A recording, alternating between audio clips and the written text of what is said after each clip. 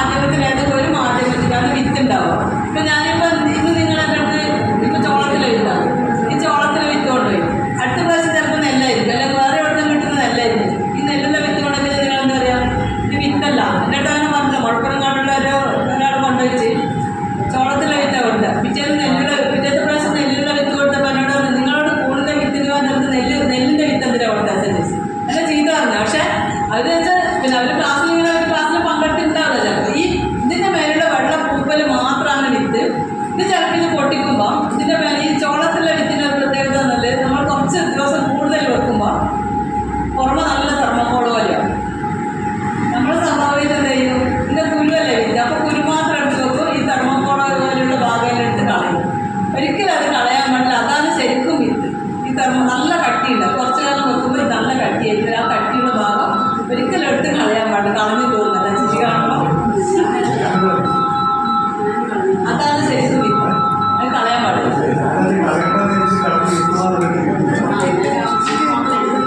കുരുവല്ല ഒരിക്കലും ഇല്ല. ആ ഫംഗസ് വളരെ കട്ടിയാവുന്നു. മൈസീരിയം, അതാണ് മൈസീരിയം. ആ മൈസീരിയം നല്ല കട്ടി കൂടി വരും. ഇത് എത്ര വെക്കുന്ന അത്രയും പിന്നെ കട്ടി കൂടി വരും. ചിലപ്പോൾ ഇത് പൊട്ടിക്കാൻ കഴിയില്ല, നല്ല തെർമോക്കോൾ പോലെ ഉണ്ടാവും. അതിങ്ങനെ നുള്ളി പൊട്ടിച്ചിട്ടുണ്ട്. അതൊരിക്കലും കളയാൻ പാടില്ല. അപ്പോൾ ഈ വിത്ത് പൊട്ടിച്ചിടുമ്പോൾ ശ്രദ്ധിക്കേണ്ടത് വെച്ചാൽ പിന്നെ നമ്മൾ ഒരിക്കലും നല്ലോണം അങ്ങ് ഞെരട്ടിയിടാൻ പാടില്ല. നല്ലോണം ഞെരട്ടുമ്പോൾ എന്താണെന്ന് വെച്ചാൽ അതിൻ്റെ മേലുള്ള ഫംഗസ് നമ്മുടെ കയ്യിൽ വരും. ബാക്കി ഒന്നെങ്കിലും ചോളോ നെല്ലോ ആയിരിക്കും ഉണ്ടാവും.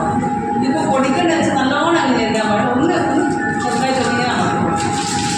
ഇപ്പോൾ ചിലപ്പോൾ നമുക്ക് ഇതിൻ്റെ മേലെ ഇങ്ങനെ നമുക്ക് വരും. അഥവാ അങ്ങനെ ആവുന്നില്ലെങ്കിൽ കവർ പൊടിച്ചിട്ട് ഒരു പ്ലേറ്റ്, അത് ഒരു പ്ലാസ്റ്റിക് ട്രേ അല്ലെങ്കിൽ പ്ലേറ്റ് എടുക്കുക. ഈ സാധനം എന്ത് സാധനം എടുത്താലും ഒന്ന് പെട്രോളോടൊക്കെ കഴുകി വൃത്തിയാക്കിയതിന് ശേഷം ഇതുപോലെ പിന്നെ വിത്ത് പൊടിച്ചിടാം.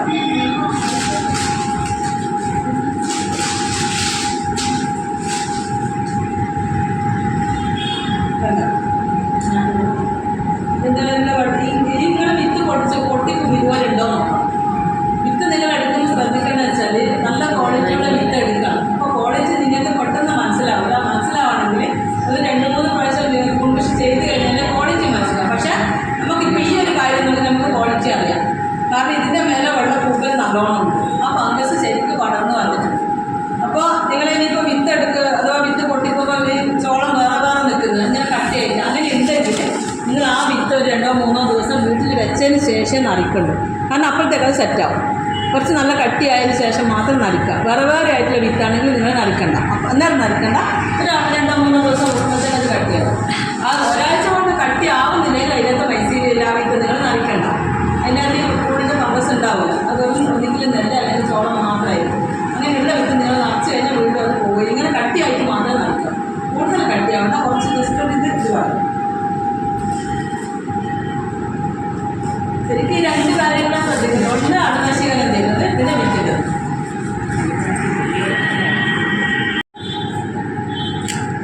പിന്നെ ചിലപ്പോൾ ഈ വിത്ത് എടുക്കുമ്പോൾ ഈ ഭാഗത്ത് ഇങ്ങനെ മഞ്ഞ കളർ വരാം. ഈ ഗ്യാപ്പുള്ള സ്ഥലത്തേക്കെല്ലാം ഇതിൻ്റെ മൈസീരിയം വളരും. ഈ മൈസീരിയം വളർന്നിട്ട് ഇവിടെ നല്ല ചൂട് കാലാവസ്ഥ വരുമ്പോഴത്തേക്കെന്ന് വെച്ചാൽ ഈ ഭാഗത്ത് നല്ല മഞ്ഞ കളർ വരും. ആ മഞ്ഞ കളറുള്ള വിത്ത് ഒരിക്കലും മോശമല്ല. അങ്ങനെ ഉണ്ടെങ്കിൽ ആ ഭാഗം ഇതിപ്പോൾ നമ്മൾ കവർ എടുക്കുമ്പോൾ ആ ഭാഗം മാത്രം അങ്ങോട്ട് കളയാം. ഈ പിന്നെ അടിയുള്ള ഭാഗം മാത്രം എടുത്ത് നിറച്ചാൽ മതി. പിന്നെ അഥവാ അവിടെ ഈർപ്പമൊന്നും ഇല്ലെങ്കിൽ അതെടുത്ത് നനയ്ക്കുന്നതിനും കുഴപ്പമൊന്നുമില്ല. കാരണം അത് ശരിക്കും വിത്താണ്. വെറും പാട മാത്രം അങ്ങോട്ടേക്ക് പോകുന്നത്. ഈർപ്പം കൂടുതലായിട്ട് ഈ മഞ്ഞ കളർ വന്ന വിത്തിന് പ്രശ്നമൊന്നുമല്ല. ഈ വിത്ത് പൊട്ടിക്കുമ്പോൾ ഉള്ളിൽ നിങ്ങൾ നോക്കിയാൽ മതി. ഉള്ളിൽ എന്തെങ്കിലും കളർ വ്യത്യാസം കറുപ്പോ പച്ചയോ ഉണ്ടെങ്കിൽ ആ വിത്ത് നിങ്ങൾ നൽകണം. ഈ വിത്ത് പൊട്ടിക്കുമ്പോൾ വെള്ളയും മഞ്ഞയല്ലാണ്ട് കറുപ്പോ പച്ചയോ ഉണ്ടെന്ന് നൽകണം.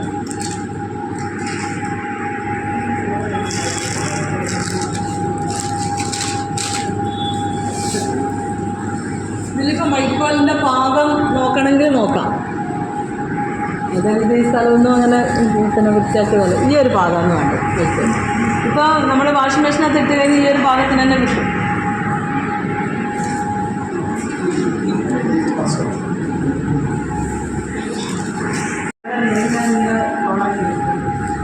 നമ്മൾ തെരിയാക്കാം.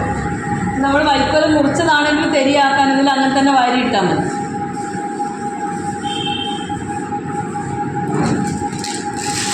കവറിനകത്ത് വെച്ച് ഇത് മറിച്ചിടൊന്നും വേണ്ട. അങ്ങനെ തന്നെ വെച്ചിട്ട് സൈഡ് നല്ലോണം ഇങ്ങനെ അമർത്തി കൊടുക്കുക. ഈ സൈഡ് മാത്രം. എന്നിട്ട് വിത്ത് ഇടുമ്പോൾ ശ്രദ്ധിക്കേണ്ടത് വെച്ചാൽ സൈഡിൽ കൂടി മാത്രം. ഈ കവറിനും വൈക്കോലിനും ഇടയിലായിട്ട് വേണം വിത്ത്.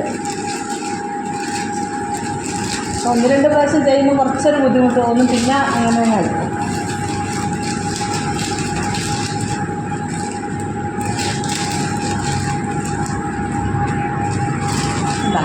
ഇതുപോലെ ഇങ്ങനെ റൗണ്ടായിട്ട് വരും.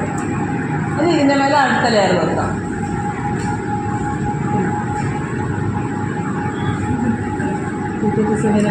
സ്ഥലം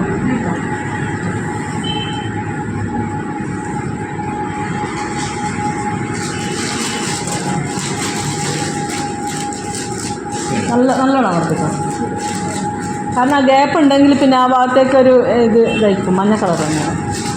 ഇതിൻ്റെ എയർ നിൽക്കാൻ പാടില്ല.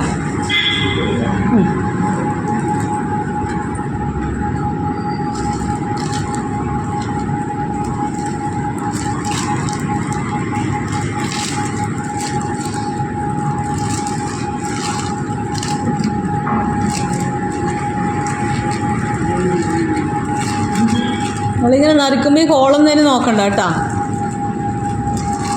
ചിലവരങ്ങനെ വെച്ചിട്ടുണ്ട് ഹോളിൻ്റെ അടുത്ത് തന്നെ വിത്തിടണോ. ആ ഓക്കെ. നേരെ അടുത്ത് അരക്കുന്നത് അറിവ് ചെയ്യുന്ന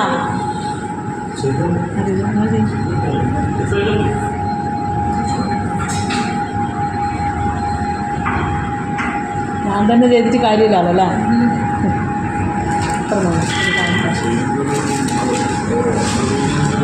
എങ്ങനെ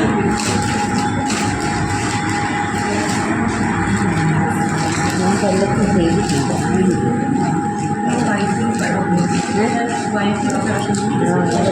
എല്ലാം ഞാൻ സ്പ്രെഡായിട്ട്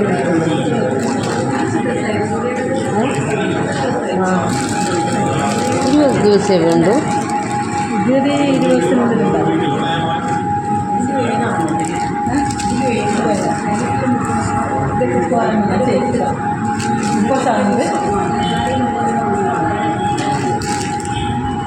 ഉള്ളോട്ടേക്കാണ് കൊല്ലത്ത് ഇതുവരെയൊരു നമുക്ക് ഗുണം തോന്നുന്നത് എന്ത് തോന്നുന്നു വെച്ചാൽ വൈക്കോൽ സ്റ്റോക്ക് ചെയ്യേണ്ട ഒരു സ്ഥലം വേണം. കൊല്ലത്താകുമ്പോൾ അത് വേണ്ട. പക്ഷെ അതിന് കണ്ടാമിനേഷൻ വരുന്നുണ്ട്. പിന്നെ അതിലേക്ക് എല്ലാ മരത്തിൻ്റെ മിക്സ് ആവും. പിന്നെ എല്ലാ മരത്തിൻ്റെ എടുക്കാൻ പാടില്ല. ഞാനിങ്ങനെ ശരിയാക്കി എടുക്കുന്നതല്ലേ കുമ്മായ ഇപ്പോൾ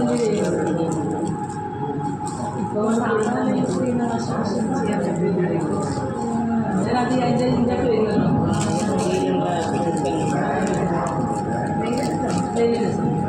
ഈ ഒരു ഭാഗത്തിന് കാണിച്ചു 36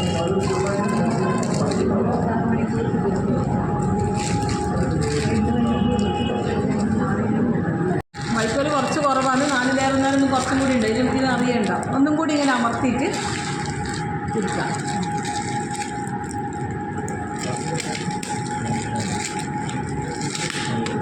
ഇതാണ് ഒരു ബെഡ്. ഈ ഒരു ബെഡിനെ നമ്മൾ ഒരാഴ്ച ഇരുട്ട് റൂമിൽ വെക്കണം. ഇരുട്ട് റൂം എന്ന് പറയുമ്പോൾ നമുക്ക് അതിനായിട്ട് വേറൊരു ഇരുട്ട് റൂമൊന്നും വേണ്ട. ഒന്നുകിൽ കിടക്കുന്ന കട്ടിലിനടിയിൽ വെച്ചെടുക്കാം.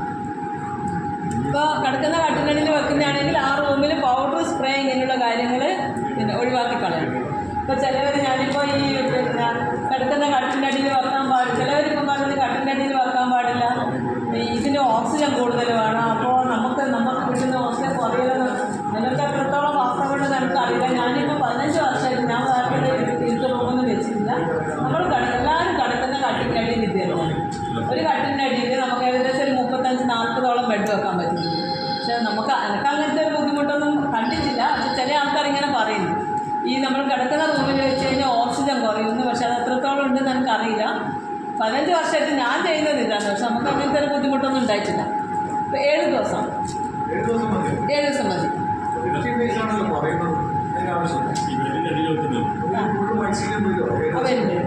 ഒരു 10 ദിവസം ആകുമ്പോഴത്തേക്ക് ഫുള്ള് വരുന്നതിനടുത്ത് നമുക്ക് തൂക്കാം. വേണം എയർ സർക്കുലേഷൻ വേണം. നമ്മൾ വെയിൽ സൂര്യപ്രകാശം നേരിട്ട് അടിക്കാത്ത സ്ഥലത്ത് വേണം കിടക്കുക. ഫുള്ളാവില്ല, എന്നാലും ഏകദേശം ഒരു 80% വളരും. പിന്നെ എടുത്ത് പുറത്തേക്ക് നിങ്ങളിപ്പോൾ ഈ രണ്ട് രീതി നിങ്ങളും ചെയ്ത് നോക്കാം. പുറത്തെന്ന് പറഞ്ഞാൽ അങ്ങനെ പുറമെ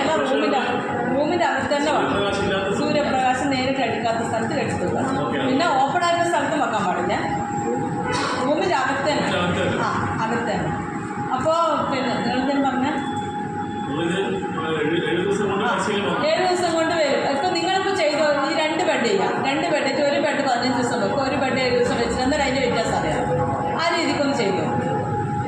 അപ്പോൾ 15 ദിവസം വെക്കുന്നതും 7 ദിവസം വെക്കുന്നതിന് എന്താ വ്യത്യാസം നോക്കാം. അപ്പോൾ ഇങ്ങനെ വെച്ചിട്ട് നമ്മൾ 8ാമത്തെ ദിവസം കെട്ടിത്തൂക്കാം. 8 മാക്സിമം 10 ദിവസം വരെ വെക്കാം. എൻ്റെ ഒരു അഭിപ്രായത്തിൽ ഞാൻ 7 ദിവസം വെക്കും, ചിലപ്പോൾ ഞാൻ 5 ദിവസത്തേക്ക് തൂക്കലുണ്ട്. അപ്പോൾ 8ാമത്തെ ദിവസം ഇതുപോലെ കെട്ടിത്തൂക്കിയിട്ട് വെള്ളം സ്പ്രേ ചെയ്ത് കൊടുക്കാം. കെട്ടിത്തൂക്കുന്നത് നമുക്ക് ഒന്നെങ്കിലും ഇവിടെ കെട്ടിയിട്ട് തൂക്കാം. ഇവിടെ ഇങ്ങനെ കെട്ടിത്തൂക്കാം. പക്ഷേ ഇവിടെ കെട്ടിത്തൂക്കുന്നത് നമ്മൾ ഉറിയാകുമ്പോൾ ഈ 1 വെക്കുന്ന സ്ഥലത്ത് നമുക്ക് 5 എണ്ണം വെക്കാം. ഉറി അറിയില്ല. അപ്പോൾ ഒരു ഉറിയിൽ നമുക്ക് 5 തന്നെ നമ്മൾ എത്ര ഹൈറ്റ് ഉണ്ടോ നമുക്ക് എത്ര നമ്മൾ നീളത്തിനനുസരിച്ച് നമുക്ക് വെക്കാം. ചിലപ്പോൾ 6, 7 എല്ലാം വെക്കാൻ കഴിയും ഉറിയാകുമ്പോൾ. മാക്സിമം എന്തായാലും 5 ബെഡ്. അപ്പോൾ ഈ ഒരു ബെഡ് വെക്കുന്ന സ്ഥലത്ത് നമുക്ക് 5 എണ്ണം വെക്കാം ഉറിയാകുമ്പോൾ. ഇപ്പോൾ 100 ബെഡ് വെക്കണമെങ്കിൽ നമ്മൾ ഇങ്ങനെ തൂക്കുന്നതാണെങ്കിൽ 100 എണ്ണം വെക്കേണ്ട സ്ഥലം കണ്ടേ.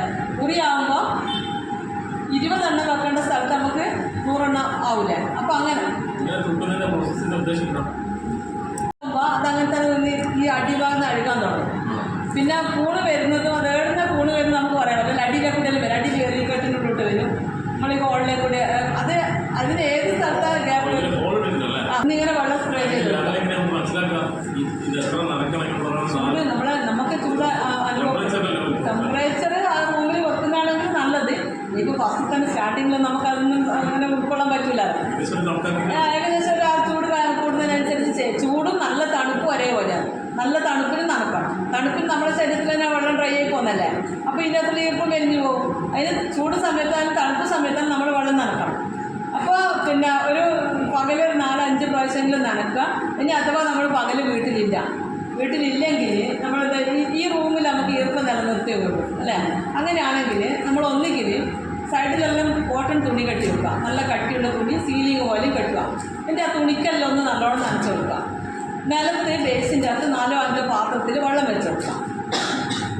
അപ്പോൾ നല്ല ചൂട് സമയമാണെങ്കിൽ ഈ വെള്ളത്തിൻ്റെ അകത്ത് ഇതാകുമ്പോൾ നമുക്ക് ആ റൂമിൽ കയറുമ്പോൾ കുറച്ചൊരു തണുപ്പ് കിട്ടും അല്ലേ. ആ രീതിക്ക് നമുക്ക് ചെയ്യാം. അങ്ങനെ ചെയ്തിട്ട് നമ്മൾ പിന്നെ വീട്ടിലുള്ള സമയത്ത് നമുക്ക് വെള്ളം സ്പ്രേ ചെയ്തെടുക്കാം. ഈ ബേസിൻ്റെ അകത്ത് വെള്ളം വെക്കുമ്പോൾ നമ്മൾ ഈ 2 ദിവസം കൊണ്ടുമ്പോൾ വെള്ളം മാറ്റിക്കളയണം. കാരണം ചിലപ്പോൾ അതിനകത്ത് കൊതുക് മുട്ടിട്ടാണ് നമ്മൾ വെള്ളം അനക്കുന്നില്ല.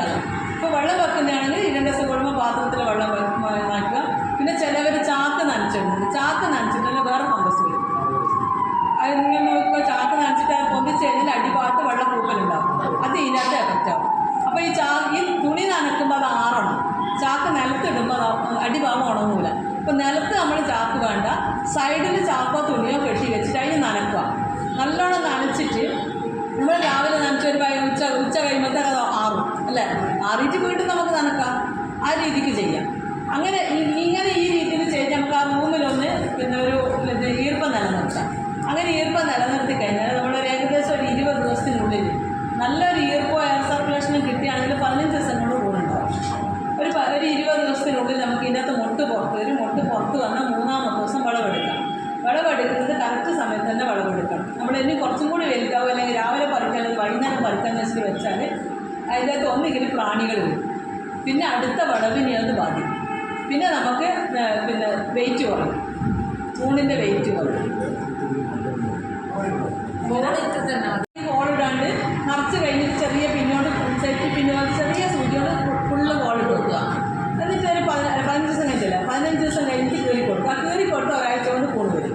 അങ്ങനെയല്ല, കീറി കൊടുത്ത് ഒരാഴ്ച കൊണ്ട് ബ്ലേഡ് കൊണ്ട് കീറുമ്പോൾ ഇതിന് ഉള്ളിൽ തട്ടാൻ പാടില്ല. ഉള്ളിൽ കട്ടായിപ്പോയി കഴിഞ്ഞാൽ ആടെ ഒരു ഓറഞ്ച് കളറായി പിന്നെ കൂണ് വരുന്നില്ല. അപ്പോൾ എന്താ വെച്ചാൽ അവരിങ്ങനെ വലിച്ച് പിടിച്ചിട്ട് വേണം കീറിക്കും. അപ്പോൾ അതിന് നല്ലത് ഈ ഫസ്റ്റ് തന്നെ ഹോളിടുക. പിന്നെ ഈ നമ്മളിങ്ങനെ പിന്നെ മൈസീലും കട്ടാകാണ്ട് കവർ മാത്രം വലിച്ച് പിടിച്ച് കീറി കൊടുത്തു കഴിഞ്ഞാൽ അതിൻ്റെ അകത്ത് എന്തായാലും നല്ല പിന്നെ മഴക്കാലമൊക്കെ ആണെങ്കിൽ ചെറിയ പ്രാണികൾ ഇഷ്ടം പോലെ ഉണ്ടാവും. പെട്ടെന്ന് ഡ്രൈ ആവും. ഈ കീറിയ സ്ഥലത്ത് പെട്ടെന്ന് ഈ ഇത് ഇതായിട്ട് പെട്ടെന്ന് ഡ്രൈ ആവും. അപ്പോൾ ഈ ഡ്രൈ ആവുന്നത് ഒഴിവാക്കാൻ ഏറ്റവും നല്ലത് ഇതാണ്, ഫസ്റ്റ് തന്നെ ഹോളിട്ട് കൊടുക്കുക. അപ്പോൾ ഈ പറഞ്ഞ പോലെ ഉള്ളിൽ വേറെ ഇതൊന്നും പിന്നെ ഈ മൈസീനും കട്ടായി പോകുന്നില്ല. അങ്ങനെ 20 ദിവസം കൊണ്ട് 20 ദിവസത്തിനുള്ളിൽ മുട്ട് പുറത്ത് വന്ന് പിന്നെ നമ്മൾ നനക്കുന്നത് അന്നത്തെ കാലാവസ്ഥയിൽ എത്ര പ്രാവശ്യം നനക്കുന്നു അത്രയും പ്രാവശ്യം നനക്കുക. ഒരാഴ്ചക്കുള്ളിൽ വീണ്ടും ഇതിനകത്ത് മുട്ട് പുറത്ത് വരും. ഒരാഴ്ച ഒന്നും വേണ്ട. ചിലപ്പോൾ ഒരു ഭാഗത്ത് പറിക്കുമ്പോൾ മറ്റേ ഭാഗത്ത് മുട്ടിട്ടുണ്ടാവും. മുട്ട് പുറത്ത് വന്നാൽ 3ാമത്തെ ദിവസം വളവെടുക്കുക. അങ്ങനെ ഈ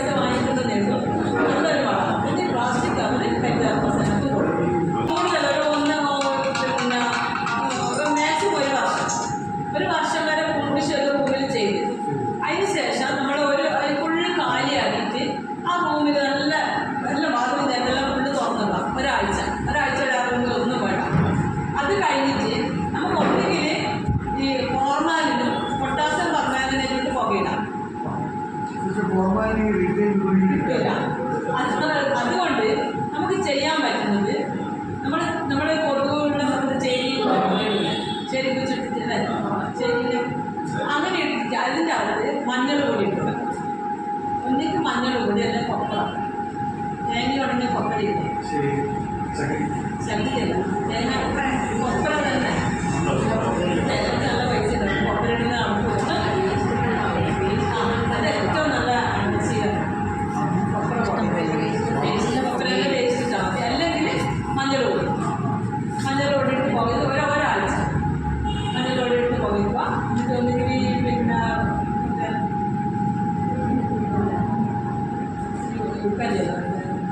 സാമ്പ്രാണി ഫുൾക്കൈലോട്ട് ഒന്ന് നിലവിളിയത് സൈഡിലെല്ലാം ഒന്ന് സ്പ്രേ ചെയ്ത് അങ്ങനെ ചെയ്തിട്ട് ഒരാഴ്ച കഴിഞ്ഞിട്ടേ ബെഡ് വെക്കാം. അപ്പോൾ രണ്ടാഴ്ച ബെഡ് കാലിയാക്കി വെക്കാം, റൂം കാലിയാക്കി വെക്കാം. അപ്പോൾ ഇങ്ങനെ വരുമ്പോൾ നമുക്കെന്താണെന്ന് വെച്ചാൽ സ്ഥിരമായിട്ടുള്ള കസ്റ്റമർ അങ്ങ് പോയി. കാരണം നമ്മൾ രണ്ടാഴ്ച സാധനം കൊടുക്കാണ്ടിരിക്കും, നമ്മളെ കസ്റ്റമർ പോകും. അതിന് ചെയ്യേണ്ടത് നിങ്ങളിപ്പോൾ ഷെഡ് ഉണ്ടാക്കുന്നതാണെങ്കിൽ 2 ഷെഡ് ഉണ്ടാക്കാം, ചെറിയ 2 ഷെഡ് ഉണ്ടാക്കാം. അപ്പോൾ ഒരു ഷെഡ് എപ്പോഴും ഒരു ഷെഡ് കാത്തുണ്ടാകുമ്പോൾ മറ്റേ ഷെഡ് കാലിയാകും. അങ്ങനെ റൊട്ടേറ്റ് ചെയ്ത്